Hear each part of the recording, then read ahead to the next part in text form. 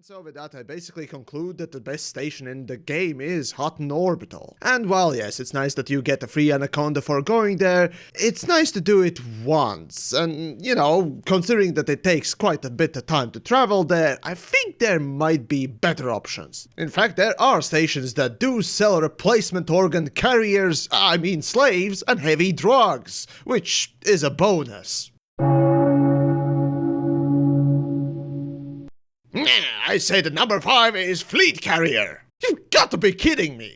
Just think about it. It's a movable thing that you can be anywhere with, and you can sell anything you put on it. And you conveniently forget that you need 5 billion just to buy the disgusting thing. On top of that, you need to keep grinding money or IC rings for tritium just to move the bloody thing every half hour for 500 light year increasements, after which you gladly welcome the death's embrace, as your brain has dripped out of your ears. Oh, and of course not to mention that you need even more money for services and stock you want to carry on it. So at that point where you can actually afford to make it usable, you might as well just go and play another game. So no, the 5th place actually will go for a station that will be a godsend for the deep space explorers on the right side of the galaxy. Explorer's Anchorage. This starport is the most useful thing around the center and past it. And sure, while it does not sport any shipyard or literally anything but outfitting, repair and restock, it's certainly far more than anything you're gonna get for tens of thousands of light years.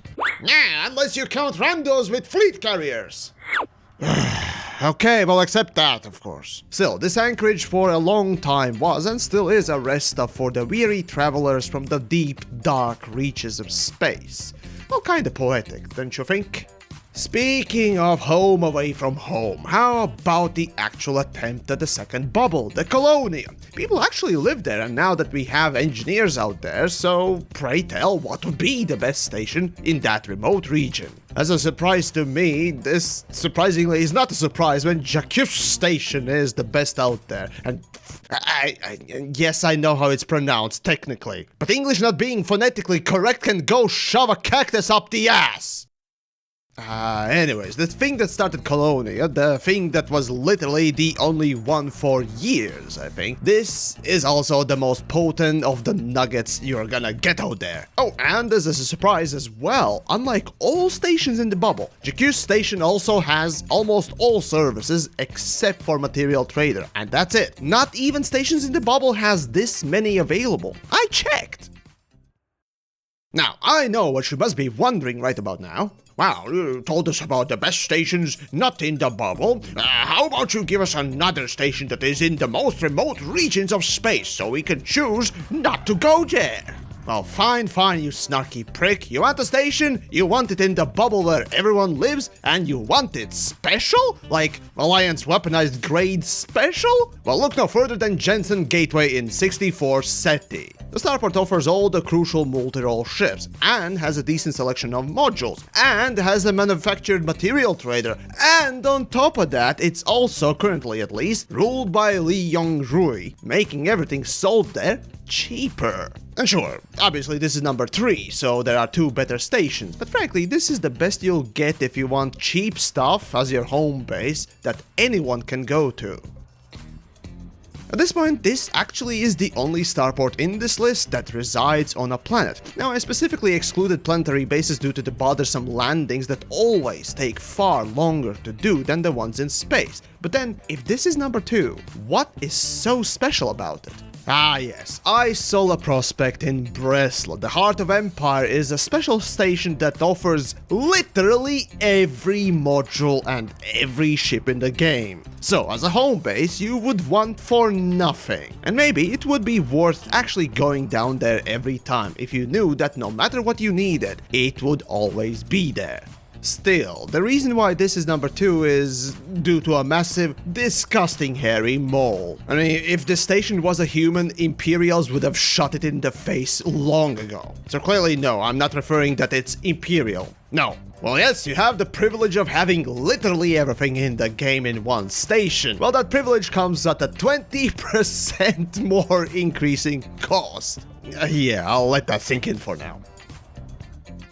And as if this wasn't clear enough, much to that one weird friend in Halloween party dressed as Hitler, there is one starport that stands out more than an F-sized tits. Jameson Memorial in Shinra Tadezra, the Founder's World. First though, to get in the system, you will have to get an elite rank in any of the 4 categories, preferably CQC, which, just like the Bible in the modern age, is very honest and truthful. But seriously though, when you get elite rank, probably in trading if you're doing mining, or exploration if you're doing passenger missions, or road to riches, you get an access to Founder's World permit, and so can set up shop in literally the best starport in the game. Shinra Tadezra, the system, originally was sort of a reward for early backers and lifetime pass holders, but not to have a pay-to-win feature in the game, it wasn't left for them only. Still, nowadays in Shinra there is an extra engineer in that, and by all accounts it's kind of useless almost. But whatever, the important fact is the station itself.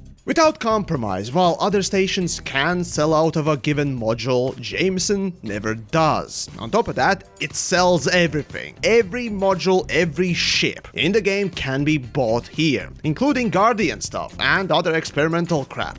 Okay, except for 2 unique items, enhanced thrusters and 1E corrosion resistant rack, which both are sold at Engineer Palin's place. Funny that with personal narrative, tech brokers, you can unlock a larger corrosion resistant rack and buy it from Jameson, so the only thing you can't get in Jameson is those thrusters. Oh, and then speaking of horrible game mechanics and excuses, the station also offers the personal narrative unlocks for Guardian crap, but that's kind of a moot point. However, while iSolo Prospect has 20% increase in cost for the convenience, Jameson has a discount for 10%, so it's 30% better. Oh, and it's in space as well. So, you get literally everything imaginable, never to run out or disappear unlike in some stations, an added literal in-game meme that is personal narrative, and a 10% discount? Well, what the hell are you waiting for? Get elite rank and set up your permanent home.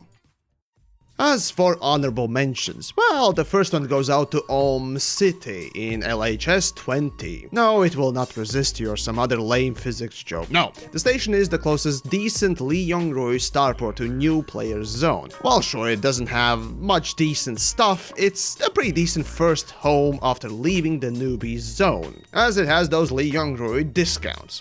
And the second honorable mention goes to Atelius Orbital in this system. It's much like Jameson Memorial, however it only is for combat, so all the combat gear and ships are present, and with a 30% discount on top.